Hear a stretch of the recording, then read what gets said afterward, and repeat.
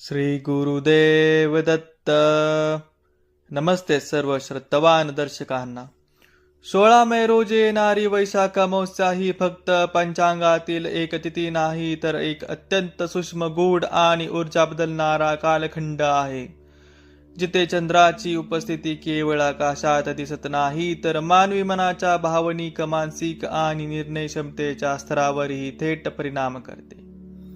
आणि म्हणूनच या काळात शास्त्रात अंतर्मुखता, संयम आणि कर्मचिंतन याला विशेष महत्त्व दिले जाते. या दिवशी अमावस्या सुरू होते पहाटे 5:11 वाजता आणि समाप्ती होते रात्री 1:31 वाजता.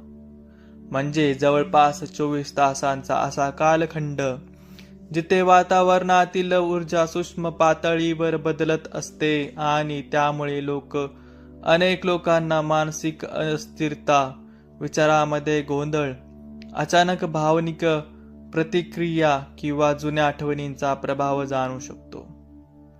आणि हे पूर्णपणे नैसर्गिक मानले जाते, कारण अमावस्येच्या काळात चंद्राचा प्रभाव कमी असल्यामुळे मन अधिक संवेदनशील अवस्थेत जाते.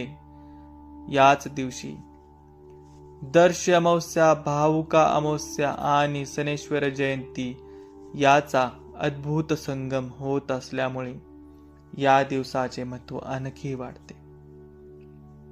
कारण दर्श अमावस्या पितृऊर्जेला सक्रिय करते, भावुका अमावस्या भावनिक स्थैर्यावर परिणाम करते आणि शनैश्वर जयंती कर्माच्या न्यायाची थेट संबंधित आहे.